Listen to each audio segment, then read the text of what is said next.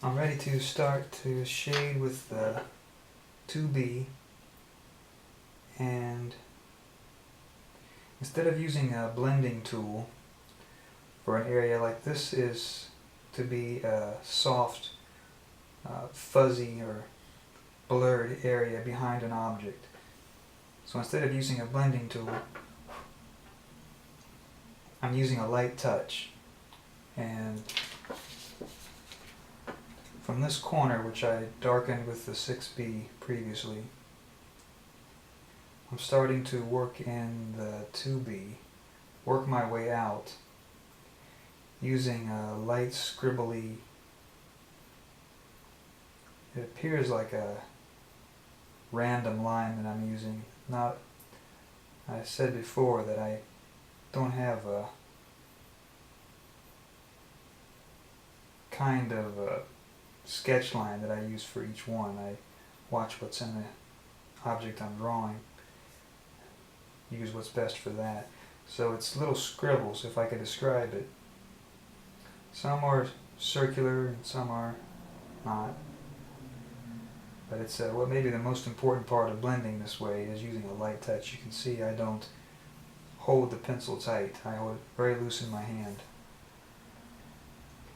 And that light touch allows me to feel the weight of the lead holder in my hand and have a kind of control to use a little pressure, but much of it is the weight of the lead holder doing the work, not pressure.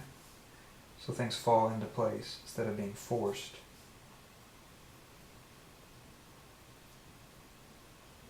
I want to show a little of this in real time before I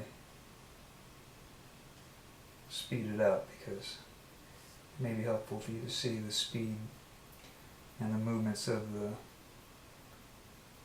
lead in real time, before I make it faster. See, I'm slowly working my way out.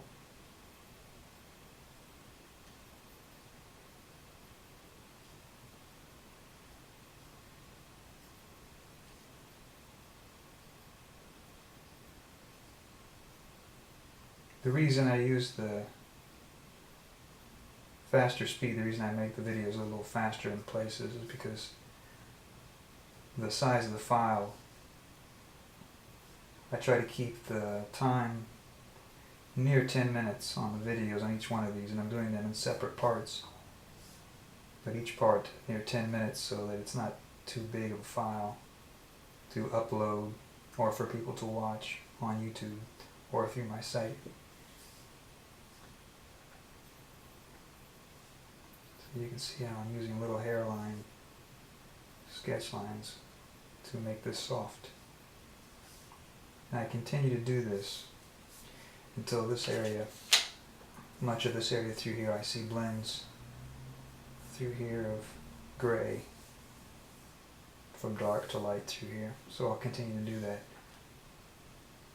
as you watch in the faster speed.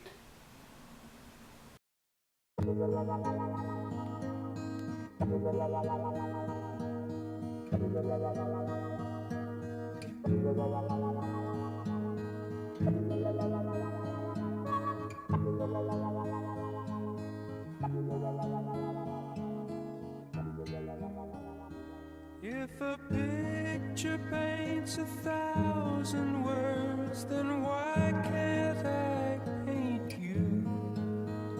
The words will never show the you I've come to know. If a face could launch 1,000 ships, then where am I to go? There's no one home but you. You're all that's left me to. And when my love for life is running dry, you come and pour yourself on me. If a man could be two places at one time, I'd be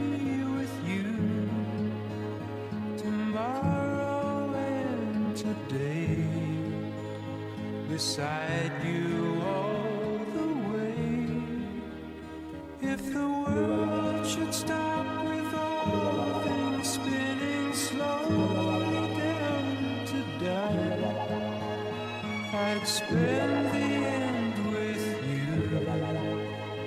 And when the world was through, then one by one the stars would all go out.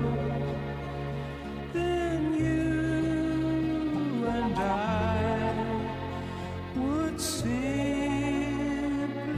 fly away.